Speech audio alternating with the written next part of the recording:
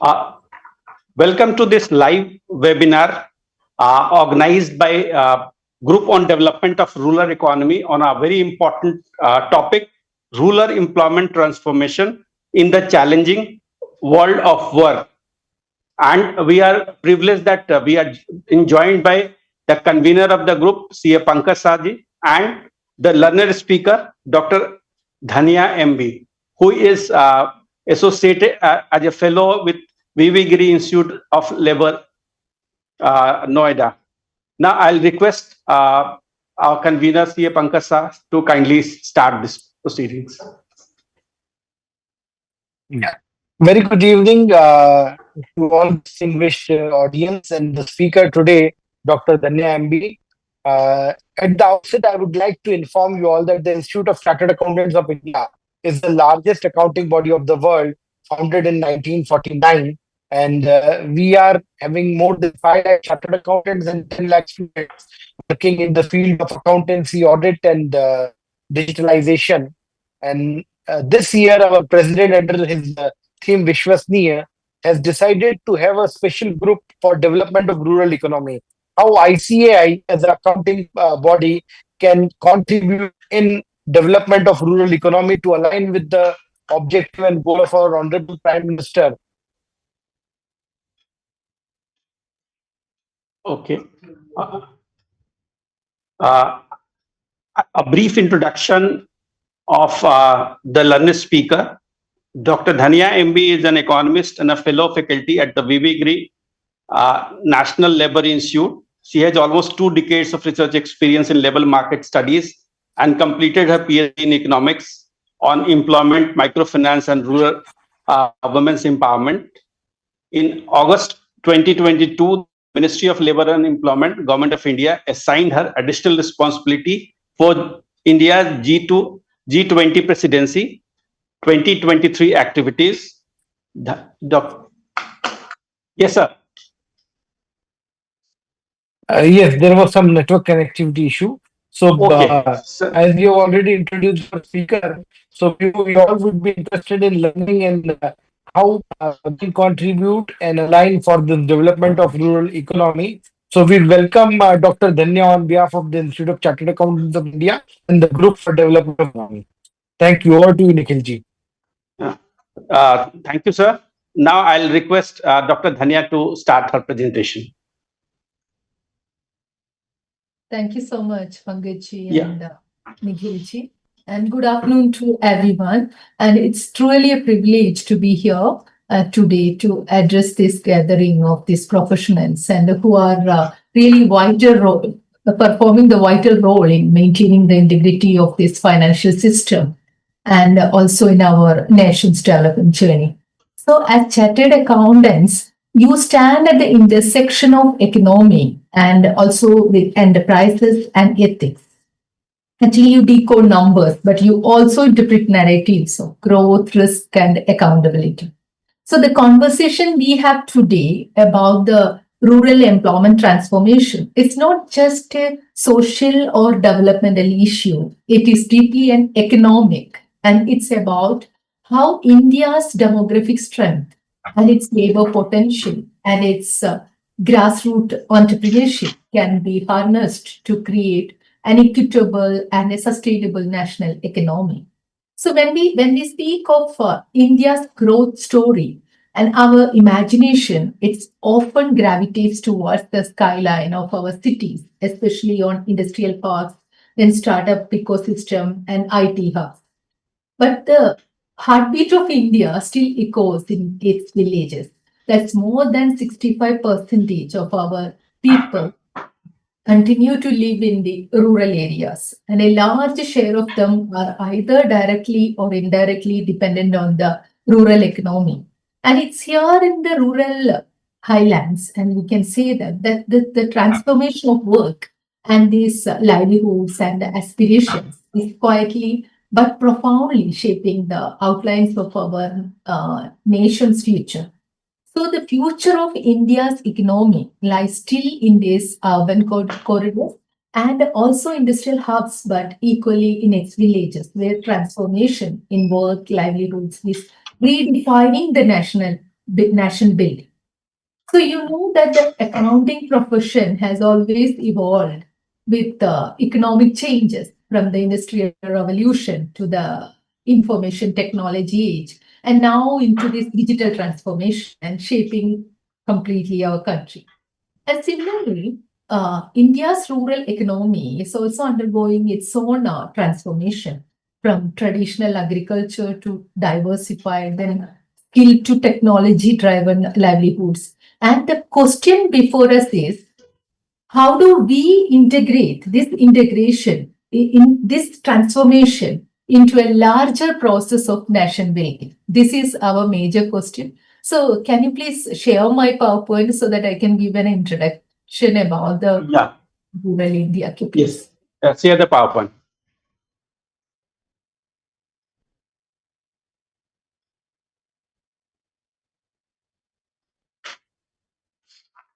So we will speak here mainly how do we integrate this transformation into a larger process of this nation building. Next slide, please. Yeah, India today, it's a home to nearly 6.65 lakh villages, and each contributing to its own way into the country's rural economy. Traditionally, agriculture has been the backbone of this rural employment and absorbing the largest share of labor force. At the same time, there is an interesting contrast here. While agriculture's contribution to GDP, it's steadily declined, but its share to workforce remains disproportionately high. So this is unlike advanced economies where the structural transformation has moved people out of farms into industry and services. So, but things are changing, and the dominance of agriculture is slowly diminishing. And this shift is being driven by mechanization and monetization and market integration. So farmers today are more connected to markets, use more technology, and participate in a cash-based economy. Alongside, the rural non-farm sector is expanding rapidly. This growth is closely linked to urbanization, then migration trends, and also improved infrastructural connectivity. So we now see rural workers engaging in construction, trade, and also transport, then small scale manufacturing activities that were once largely urban. So this transformation has also reshaped social structures. For instance, class and caste relations in rural India are also evolving. So scheduled castes who were historically disadvantaged have begun to gain better bargaining power, though they have few other lacks like ownership and etc. And finally, as rural India becomes increasingly integrated with urban and global economies, and we witness a mixed picture. On one hand, productivity has improved and new opportunity has emerged through this, we can say that value chains and digital finance and entrepreneurship. So on the other hand, this same integration brings new vulnerabilities such as market volatility, then land and labor precarity and job insecurity, etc. So the story of rural transformation in India is one of shifting livelihoods, evolving identities, and emerging risk, all happening simultaneously. Please, next slide, please.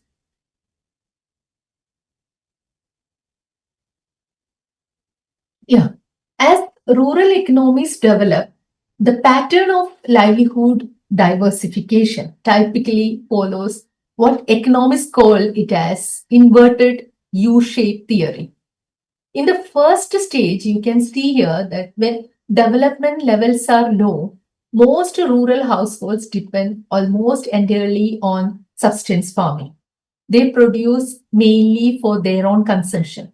As development increases, we enter the second stage. Here you can see that where households start seeking additional income sources beyond agriculture.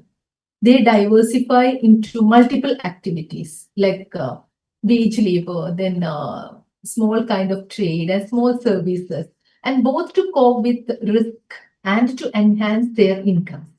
But as income and assets and this productivity grow further, the economy reaches to the third stage on higher development. So at this point, the households begin to specialize again, either in more efficient agricultural or profitable non-agriculture, non-farm enterprises. So the economic structure, the shift from one that's survival based to one that is specialization based. So in the context of India, most rural households today are on the upward slope of this curve and increasingly diversifying into non-farm activities, reflecting a transition from agrarian dependence to the more mixed rural economy. Next slide, please.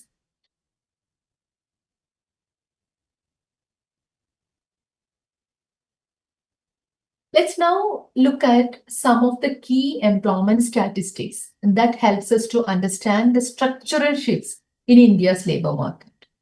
According to the Niti Aayog 2025 study report, the recent study using this PLFS data, India's workforce is gradually moving away from agriculture towards a non-farm sector, both industry and services. But rural employment still remains heavily agrarian, even as new opportunities emerge in construction and manufacturing and informal services.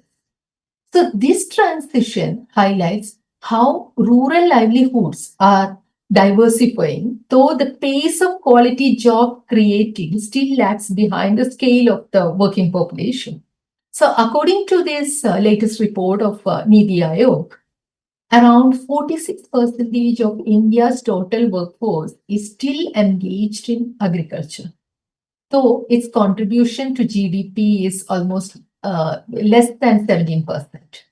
The industrial sector employs about 25%, while services have now reached close to almost 29% of total employment.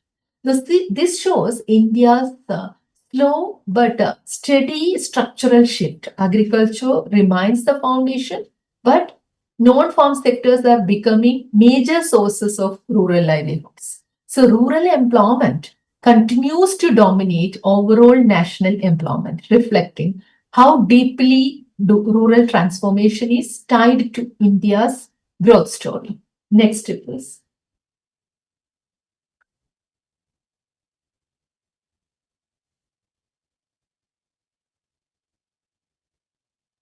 Yes, when we examine the sectoral share of employment by gender, the patterns becomes even more interesting. Men are increasingly represented across all three sectors like agriculture, industry, and service, reflecting their higher labor mobility. So women, however, remains largely concentrated in agriculture and informal service activities, and often with lower wages with limited job security. And this gendered segmentation calls for greater attention to skills, safety, and social protection for women to participate meaningfully in this changing rural economy. Now, when we look at the sectoral share of employment by gender, interesting contrast emerge. Like in rural areas, around 65 to 70% of women workers are still concentrated in agriculture compared to 45% of men. However, in urban areas, women's participation is much higher in the service sector. So particularly, you can see that education and health and also domestic work. And this data, it's showing the gendered nature of rural employment. So women are largely in low-paying and informal agricultural and allied activities, while we can say that men have greater access to diversified and non-farm opportunities. So the gradual feminization of certain service subsectors in rural regions also signals for quiet shifts in rural gender dynamics. Next, please.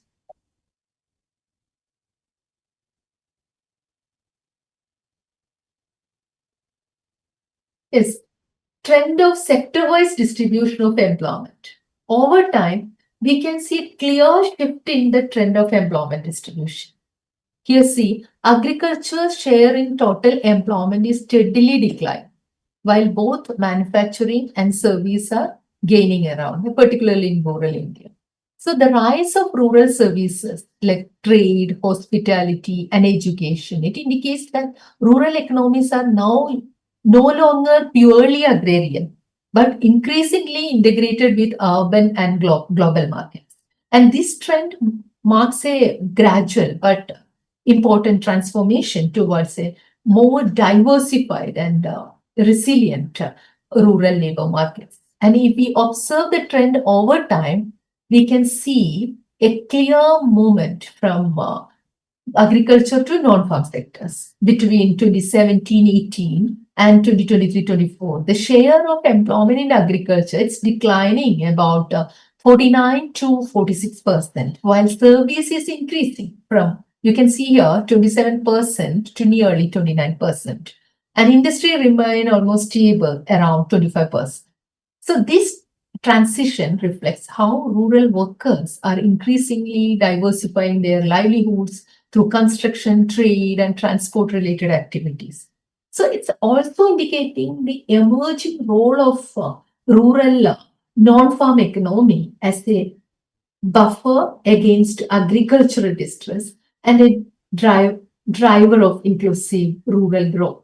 So India's rural labor force is clearly on the upward slope of the inverted U-shaped curve where diversification is at its peak. Next slide, please.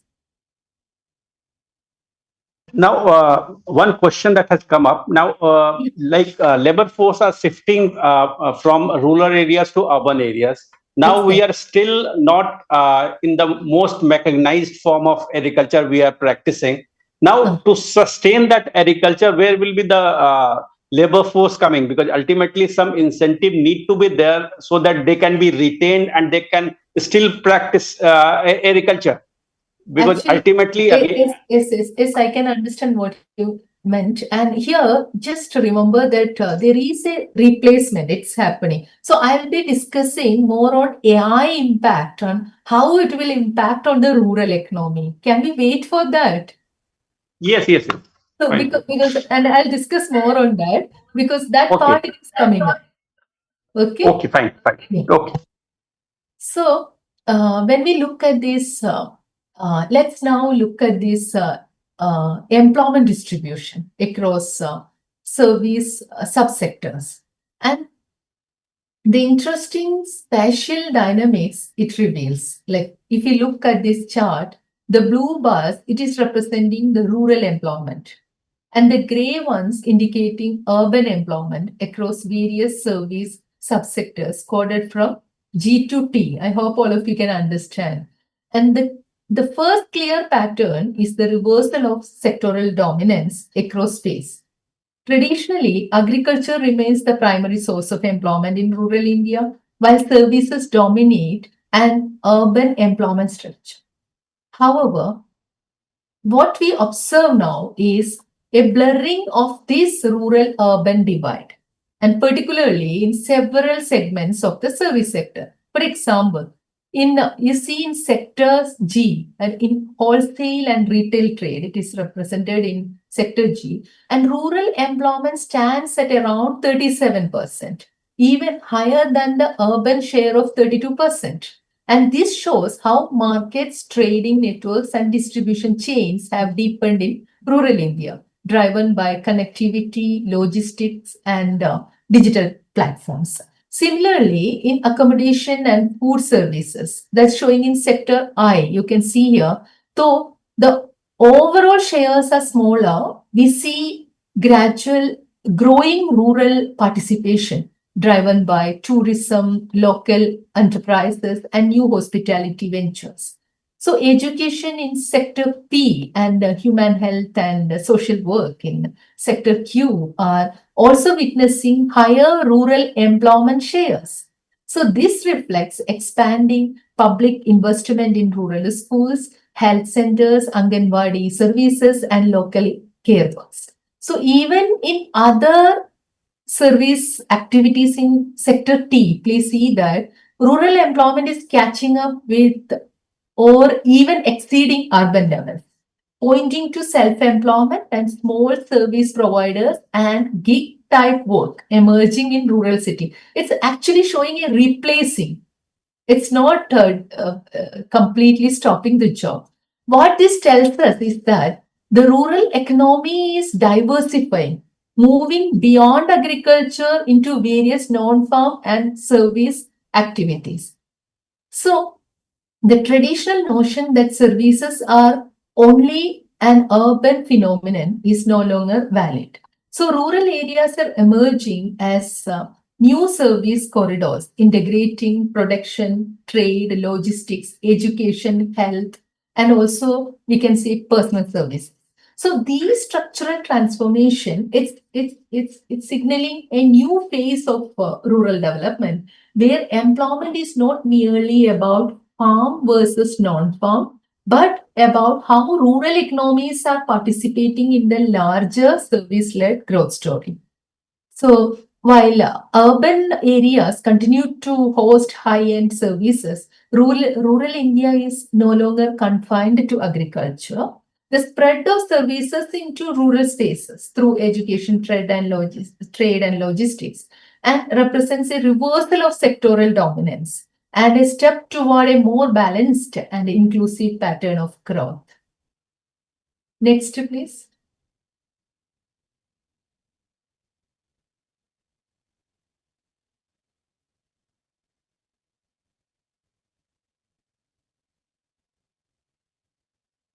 Yeah, when we look at this rural and urban female wage gap, it reflects not just economic disparity, but deeply rooted social and structural inequalities. And in rural areas, women are largely concentrated in low paying, informal, and unskilled agriculture non farm activities. So, many of these jobs are seasonal and lack of formal contracts or social protection, which keep wages suppressed. Even when women perform the same kind of work as men, say in agricultural labor or home based production, they are often paid less due to entrenched gendered biases and undervaluing the women's work. In urban areas, the scenario is somewhat different, but still unequal. Women are increasingly participating in service sector jobs and education and health, yet the gender pay gap persists. Factors such as occupational segregation and break in employment due to caregiving responsibilities and limited access to higher skilled or leadership roles and all contributing to this persistent wage disparity. So the female wage gap, whether it is rural and urban, is not just about income. It's about the opportunity and recognition and structural inclusion. So addressing it requires a combination of policy interventions like equal pay legislation, equal access to education and skill training and institutional and support for care work to help women transition into the better paying and more secure forms of employment. Ultimately, closing this gap is essential for inclusive rural transformation and sustainable economic growth. So next, please. Next, we will discuss about the challenges and bottlenecks. Yeah.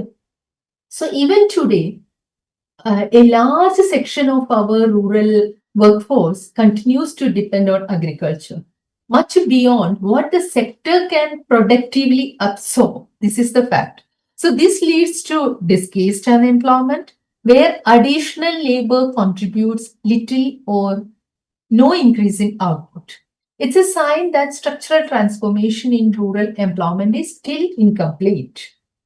So the second point is the rural non-farm economy, though it is growing, is not expanding fast enough to absorb the surplus labor from agriculture. We need stronger rural linkages, like industrial linkages, and local enterprise development and infrastructure investments to accelerate this transformation. And another point is that the major bottleneck is the lack of quality training and digital skills in remote areas. The demand for modern tech-based skills is rising, but rural workers often remain confined to traditional occupations. Bridging this gap through localized, affordable, and continuous skilling is essential. So reliable and disaggregated data on rural labor market is still missing at the macro level. And without accurate information on this information on jobs, wages, and skills, policy interventions remain broad and untargeted. So building a real-time village-level labor intelligence system is key. Then another point is most rural enterprises are tiny and informal setups, struggling with the poor access to finance, then outdated technology and weak market linkages. So supporting them through digital platforms or microcredit or market interventions can unlock this local entrepreneurship and jobs. While more rural women are entering this labor market, they continue to be trapped in informal and low-paying and unprotected work.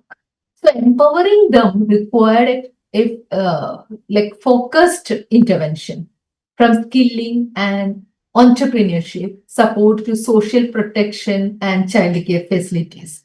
So seasonal migration driven by lack of local opportunities and often disrupts family stability and leaves rural economies without skilled hands during these peak periods. Then strengthening local employment and livelihood opportunities can reduce the distress migration. And again, climate variability and declining soil fertility and frequent droughts are eroding agricultural livelihoods. And this forces workers into precarious non-farm jobs with little security, promoting climate resilient agriculture and diversified rural livelihoods is it's therefore vital. Next, please.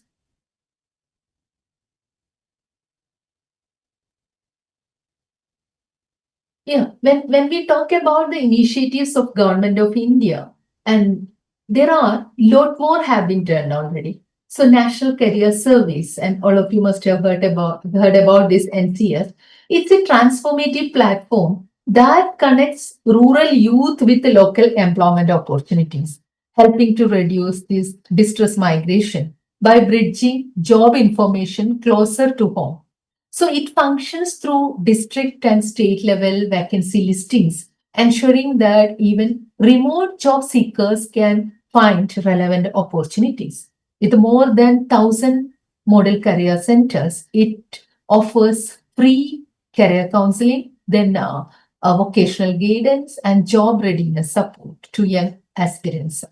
By linking with Skill India and Pradhan Mantri Kaushal Vikas Yojana, NCS helps align worker skills with the actual market demand. So bridging the skill job gap. Importantly, it also provides a space where local businesses, self-help groups, and MSMEs can post their vacancies, finding trained workers, and directly connect with the job seekers, making it a two-way platforms for inclusive employment generation. Then eShram portal. I'm sure that all of you must have heard about it. So eShram portal marks a significant step towards building a unified national database for the unorganized workers, a long pending need in India's labor policy landscape. So it records the details of workers across different informal sectors, including agriculture, construction, daily wage, and self-employed rural occupation, creating the first comprehensive digital registry of this vast workforce. By serving as a gateway to multiple social security schemes, eShram portal it helps to ensure that welfare benefits reach the intended beneficiaries without duplication or exclusion. So the portal's accessibility is one of the greatest strengths, and rural citizen can register free of cost through these common service centers and ensuring the inclusion even in remote areas with limited digital literacy. Furthermore, by encouraging workers to link their bank accounts, and eShram facilitates a direct benefit transfers and reducing leakages and enhancing the transparency in welfare delivery.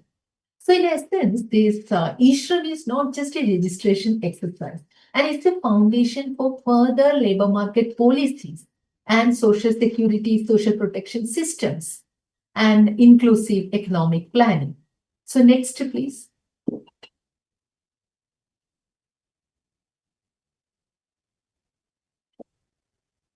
Yes, you all must be knowing about MGNREGS, and it remains one of the largest social protection initiatives in the world. So this MGNREGS scheme, it's a landmark initiative that legally guarantees 100 days of wage employment to every rural households and whose adult members are willing to do unskilled manual work. The aim is not just to create employment, but to strengthen livelihood security, then reducing the rural distress and empower the poor through predictable income opportunities. Today, the scheme employs almost, you can see here that it's almost 12.24 crore workers.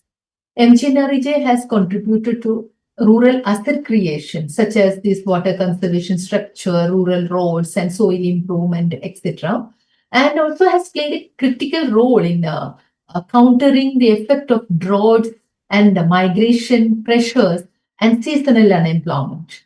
So beyond wage employment, the scheme's emphasis on community development and transparency through social audits and inclusion of women and marginalized groups makes it a strong pillar of rural transformation.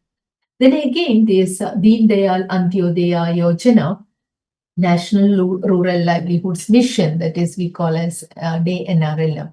So if MGNREGA provides work, this DNRLM provides a way forward, building sustainable livelihoods through self-reliance.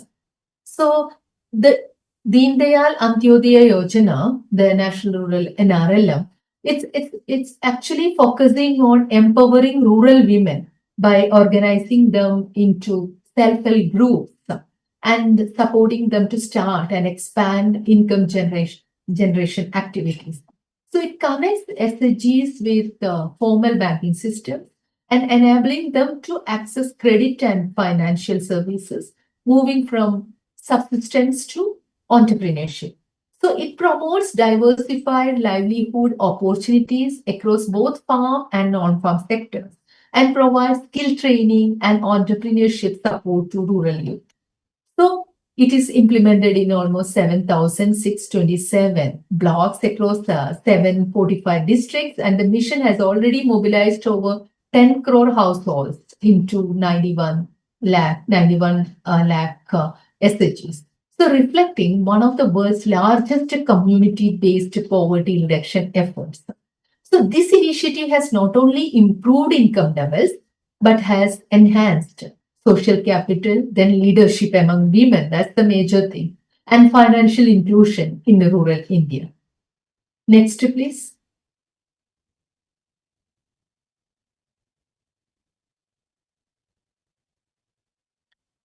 Two other major initiatives that are shaping India's skill development and employment landscape are one is Pradhan Mantri Kaushal Vikas Yojana and Rural Self-Employment and Training Institutes. So it represents a transformative approach to skilling India's youth for the future economy. The scheme provides short-term skill training as well as upskilling and reskilling opportunities through the recognition of prior learning. Training. So importantly, it's not only to urban areas, it reaches deep into rural and remote regions, democratizing access to employability and livelihood opportunities. So this PMKVY has evolved in alignment with the changing demands of labor market. Earlier, faced focuses largely on the traditional trades. Now it is PMKVY 4. The scheme has expanded to include cutting edge sectors such as artificial intelligence, then drone technology, robotics, etc. So this shift signifies India's commitment to preparing its youth for the jobs of tomorrow. And all of you must be knowing that how the world of work is changing to ensure that our workforce remains competitive in a rapidly evolving global economy. So since 2022, under PMKVY, around 26 lakh individuals have been trained, and among them, almost 15 lakh have been certified.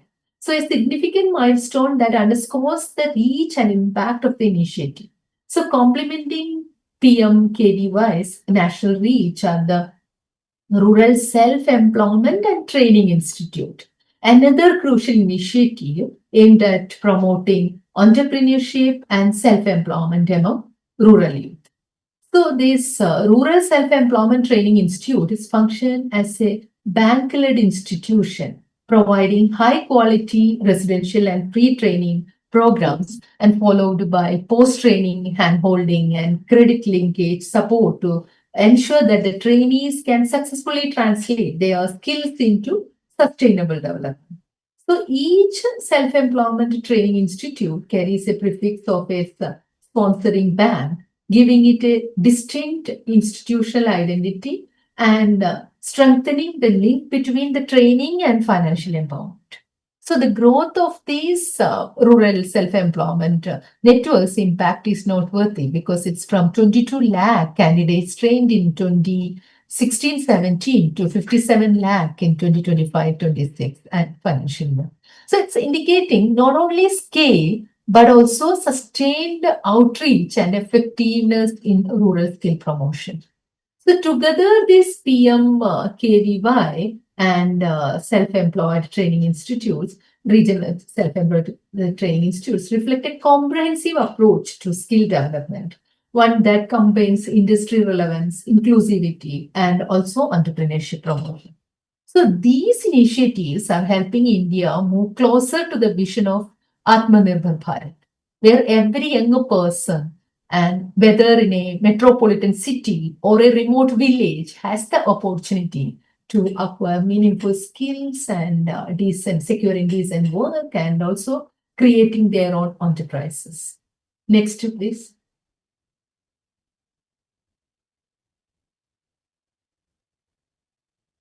Yeah, when we speak of rural transformation, so innovations from the grassroots plays a defining role. So take the case of ID Fresh, which began with just 25,000 and a dream to make a traditional Indian food easily accessible to all. And from selling nearly 100 packets a day, the company now produces over 50,000 packets daily, employs more than 1,100 people, and operates across multiple cities in India and even in Dubai. So what makes ID Fresh remarkable is not just its business success, but its inclusive hiring model, recruiting people from rural backgrounds and giving them opportunity to grow, learn, and build sustainable livelihoods. So similarly, the story of HMT Rise ensures how innovation can emerge from persistence and local knowledge. A farmer, through years of experimentation, developed a high-yield variety of rice that produces almost 80% more output than conventional ones. So this homegrown innovation revolutionized the paddy cultivation across India and earned the farmer Gobra grade and a place in the Forbes, and he got a place in Forbes magazine.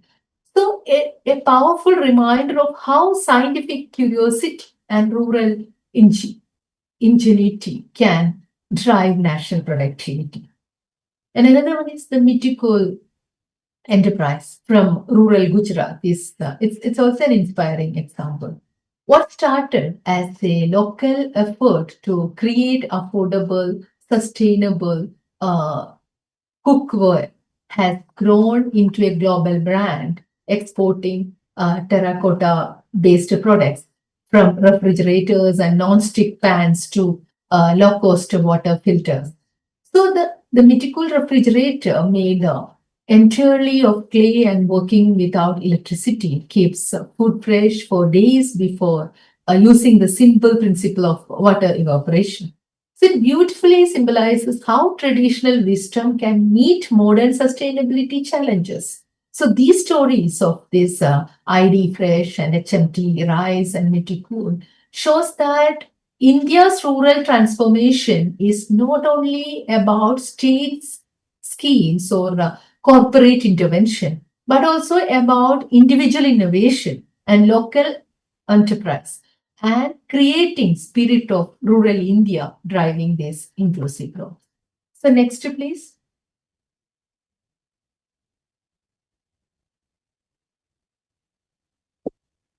Yeah, artificial intelligence is steadily making its way into India's rural economy and reshaping the traditional livelihoods and agricultural practices.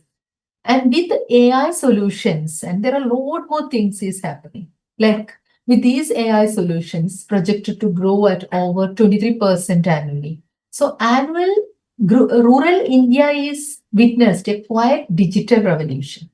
In agriculture, AI and machine learning are empowering farmers with real-time data, helping them challenges like unpredictable weather, then pest attacks, then labor shortage. For example, machine learning tools are being used to detect yellow rust in wheat crops early, then enabling timely action by AI-based these pest surveillance systems are helping reduce climate-induced crop losses. So innovative applications like Catalyze, image recognition technology are transforming the livestock management by monitoring this animal health and behavior in real time.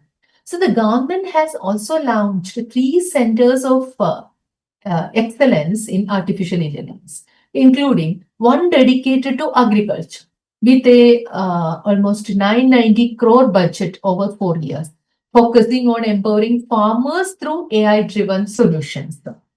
So initiatives like the Kisani Mitra chatbot and National Pest Surveillance System and AI-based crop health monitoring demonstrate how technology can enhance rural productivity and resilience. When integrated thoughtfully, AI is not just a threat to traditional systems, it's an opportunity to enhance the efficiency, create new skill demands, and bridge the rural urban divide. So, making rural India a participant in the global digital transformation. This is the fact, actually. So, just go to next slide. So again, we will discuss the theme, whether the integrating AI in the rural economy. Just go to next slide. Yes, essay. So here also we will discuss whether it is a threat or an opportunity, because there are a lot more things. It's a global level competition. It's not a country level actually. Nowadays, if we wanted to sustain our agriculture, we need to go to that level. So artificial intelligence is no longer confined to urban tech parks or a research labs. It's gradually entering our villages. The question before us is whether AI will deepen existing inequalities or help bridge the rural-urban divide. In agriculture, AI is emerging as a game changer. Agriculture technology companies are developing scalable solutions that can attract investment, drive innovation, and modernize our rural economy. So farmers today can access real-time weather updates and soil health data and crop disease alerts using AI tools. So machine learning models are identifying yellow rust in wheat or predicting pest outbreaks and helping these farmers intervene before damage occurs. So even livestock health is being monitored through image recognition systems like Cattle Eye, which track animal movement and well-being in real time. With AI and digital platforms, farmers and rural micro-enterprises can now directly connect with markets. So this helps match supply to demand more efficiently, reduce the dependence on intermediaries, and ensure better price realization. And also, properly implemented, AI can serve as a catalyst for digital literacy and new skill development and fresh livelihood avenues within rural India. It holds the potential to transform villages into digitally empowered communities, thus turning what some perceive as a threat into an opportunity. Nowhere is this transformation more visible than in rural healthcare. The eSanjeevani AI tray system enables doctors in remote areas to prioritize patients remotely during these telemedicine sessions. Startups like Niramai and using AI-based breast cancer screening and then Cure.ai and AI-powered chest X-ray diagnosis. And these all are already being deployed in district hospitals. So predictive analytics is helping health officials identify malaria and dengue hotspots well in advance. So enabling targeted interventions and saving lives. So AI is also revolutionizing education and skill development. So initiatives like Project Bashini and local AI tutors, then the rural students can now access personalized learning in their regional languages. So the Skill AI initiative by this NSDC, it's equipping youth with micro training and job linked skill modules relevant to the digital economy. So adapting these learning applications are helping to bridge learning gaps in government schools, ensuring no child is left behind. So is AI a threat or an opportunity? The answer depends on how inclusively we design and deploy it. And with thoughtful policy frameworks, community participation, and focus on digital unskilling, upskilling, and AI can democratize access to information and empower rural citizens and become a true equalizer in the changing world of work. Next, please.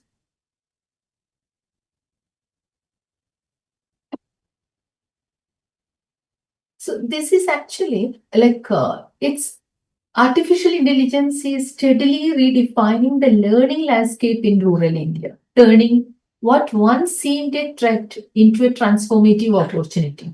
The integration of AI tutors in regional languages through this Project Bashni and locally adapted ChatGPT and is making a personalized educational accessible to every learner, irrespective of geography or language barriers. So such a tools cater to individual learning speed and styles, bridging this rural-urban divide in this educational quality. So complementing this, Skill AI by the NSTC, National Skill Development Corporation, and it's pioneering job skilled micro training for rural youth and connecting skilling directly with employability in emerging sectors such as drone technology, then digital services and agri-tech.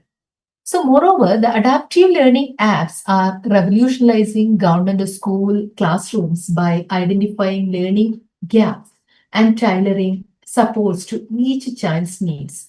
Together, these innovations are nurturing a new generation of digitally skilled and self-reliant learners and empowered not just to consume technology, but to drive it. Next, please.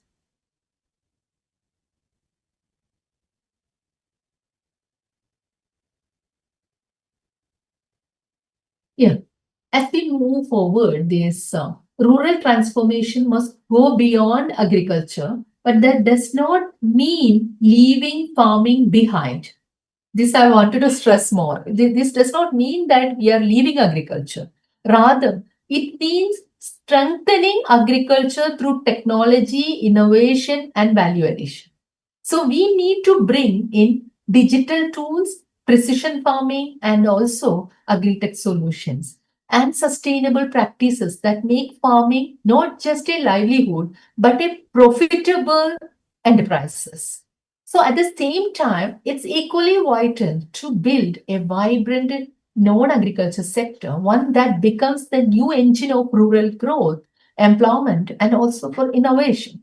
So rural industries, services, crafts, and digital platforms, and all these micro enterprises have immense potential to absorb youth and women, diversify income sources, and reduce these migration pressures. True transformation happens when we create a dynamic rural ecosystem where the government, private sector, and civil society and all these local communities work together. So each of these actors play unique role. The government provides a policy infrastructure, then private enterprises brings investment and innovation, then civil society ensures inclusion and participation. Then also academia can generate evidence and capacity, and communities drive ownership and also sustainability. So in essence, this future of rural employment lies in integration, not isolation, of farm and non-farm sectors, of human skills and digital tools, and of economic goals and social well-being.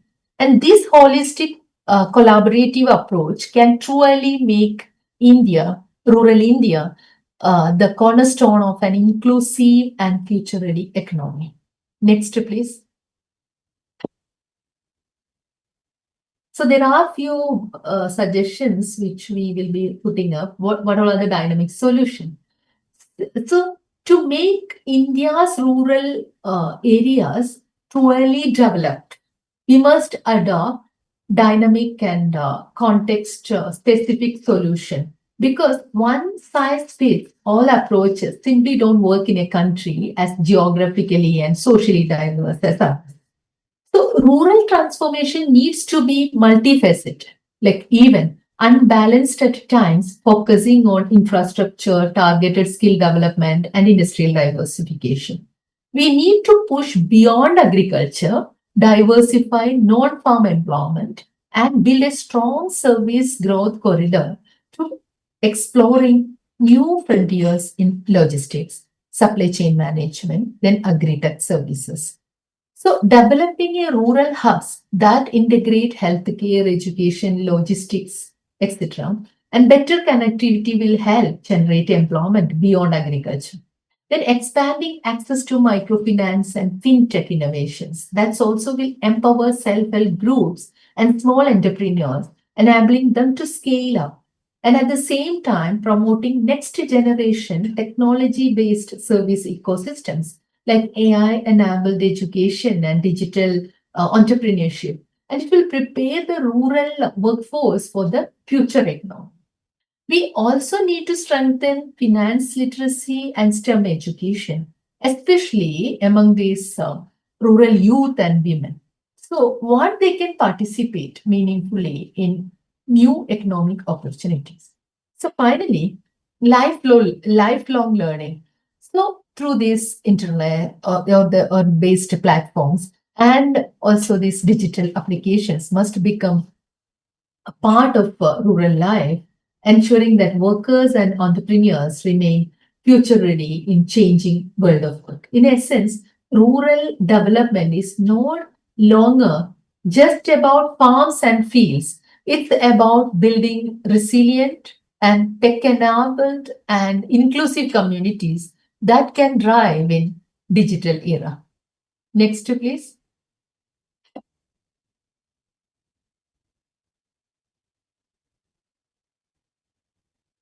Yeah, let me conclude here. Before that, let's connect this to a larger idea of nation building, because we are talking about professionals. So with the professionals, that's the reason why. So a nation's strength does not rest merely on GDP figures or in the export numbers, and it lies in the well-being, dignity, and participation of its people. So rural employment is central to this idea because it anchors both economic inclusion and also social stability. So when rural youth find meaningful work close to home, when women earn income through enterprises or digital platforms, and when these farmers gain fair prices and access to markets, the ripple effects are enormous. Consumption rises, children stay in a school longer, then health and nutrition improve, then migration pressure will reduce. And each of these outcomes strengthen the social and economic fabric of the nation. Moreover, inclusive rural employment contributes directly to national goals like reducing inequality, achieving sustainable development goals, and also moving towards our Vikasit Bharat 2047 vision, the vision of a vision developed by India, developed the vision which we are anticipating. India will be a developed India by the centenary of independence. So national building, therefore, is not the work of government alone. It is a collective work. So it involves citizens, professionals, industries, and institutions all working in concert to align growth and justice. So why chartered accountants? And here we may think of that. So now it's mainly because the financial system and these accountability frameworks are the nervous system of any economy. You bring the discipline of transparency, the clarity of data, and the assurance of trust, all essentials of rural transformation.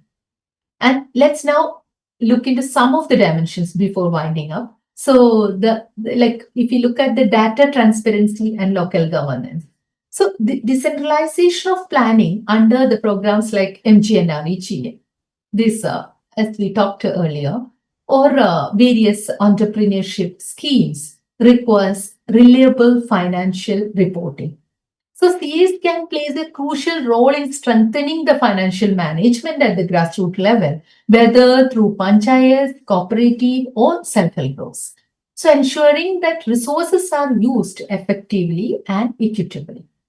Then when we look at this enterprise accounting and compliance, so rural entrepreneurs and micro enterprises often lack formal accounting systems and which limits their access to credit and markets. So see, chartered accountants can mentor these enterprises, help them with bookkeeping, GST compliance, and financial planning and market linkages. This is not charity, it is capacity building that directly enhances India's productivity. And also, when we look at the larger term like financial literacy and inclusion, the spread of these gender accounts and digital payments and the rural fintech has opened new opportunities, but financial literacy remains uneven. So this year's your expertise in simplifying complex financial concepts can empower the rural youth, women entrepreneurs, and farmers to manage credit, saving, and investment very effectively. And also supporting the rural entrepreneurship. The new wave of rural entrepreneurs like agro processors, then artisans, then again this renewable energy technicians and digital service providers and need advisory and auditing support.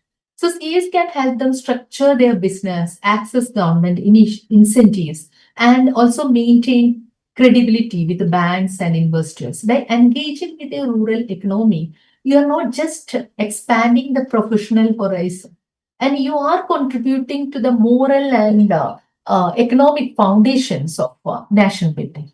So, by participating actively in the transformation of rural employment, you contribute directly to the vision of Vikasit Bharat 2047. So, a self-reliant, equitable, and sustainable India.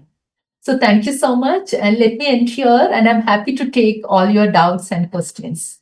Please. Yeah.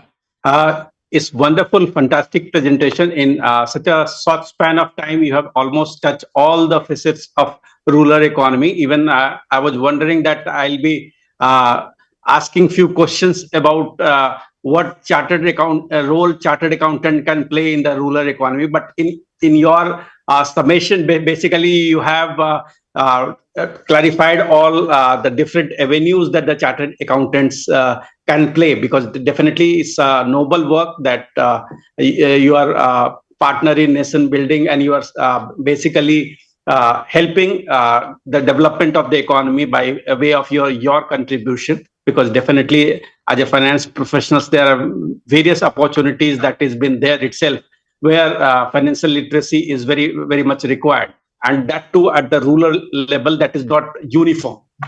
So now a few questions is there. A few researchers are with me, and Madhvi is having some doubts, so she'll be asking few questions. Yeah, please. Hello, ma'am. Yeah, please.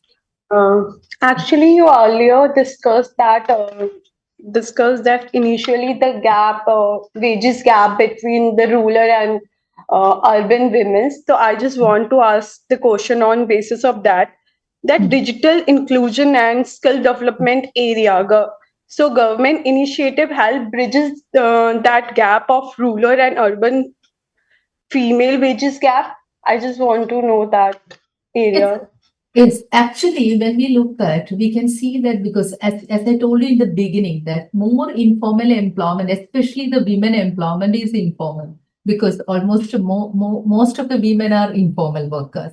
So in this context, when we look at there are a lot of digital aspects, like you must be knowing that there are a lot of acts and related to like transferring your salary through bank, and many of these kind of aspects are there. But still there are differences in wage, especially from rural to urban. Not only women, and there is men also is included, but at the same time the women wage gap is much higher. So for that, the government of India is doing a lot of things, but still there are. This is what my conclusion. And also, when we look at the participation of rural women, is incomplete without recognizing growing economic participation of women. You all must be knowing that the women participation was much lesser till 20, almost if you look at 2011-12, and during that time, the women participation was only 23%, and mostly the informal sector participation. But nowadays, these women participation has improved, and you must have seen that in 2024-25, it is almost 37%. But at the same time, there are a lot of questions, because it is improved in self-employment, and whether it is on-account workers or helpers. So there are a lot of other questions are also emerging. So digitalization definitely will help women for empowerment. Okay, your next question. Yeah. So my second question is that the rise of digital platform and remote work opportunity, could technology become an equalization for rural women wages? I'll tell you one thing, because recently we have done a report. I don't know how many of you have read it. It's especially for women, those who are working in gig and platform workers. And you know that this is a technology enabled work, right? And these women, when you look at, you can't see the direct wage differences. I feel like, and also one of the positive aspect is that in that study, if you look at, it's almost, I can say that's almost 50%, more than 50% of the women are earning better pay, more than 20,000. And apart from that, I think it's 20 or 25% is earning 37. I can't remember exact digit now. 37,000, more than 37,000. So what I understood is that these kind of platforms will definitely provide them equal pay, because everybody can see that it's transparent. Okay. So mostly whatever doubts that we are having, although your presentation was very elaborate, mostly the things that is been coming in your mind has been widely discussed, and the opportunities that as a professionals, the chartered accountant are looking for, you had already elaborated in detail. So thank you for accepting our request, and definitely from a labor economist, seeing that thing from a different perspective definitely gives a newer insight, because we are also working on different research projects which basically looking into the different aspects of a rural economy. So definitely from we try to interact with professionals who are from a diverse background, so that we can have a better understanding of the rural economy, because what Pankaj sir in the beginning has said that this new group has been set up, and it's a new group. So we are trying to address whatever the maximum problems that is been facing at the rural economy. That can be, at least we can provide some not solution as such exactly, but at least we are moving in that direction, that our contribution will be helping in uplifting the rural economy. So thanks a lot. So definitely we'll be interacting in future, because your institute and we are in the same area. So definitely in future also we'll be interacting with you. Thank you, ma'am, for Thank your you. Thank you so much for inviting me here, and also to all the participants who are patiently listening. And if you have any doubts more, and please take my email ID. So anything, if you have, then I can help. Thank you. Thank you Yes, so much. yes, sure. Thank you, ma'am.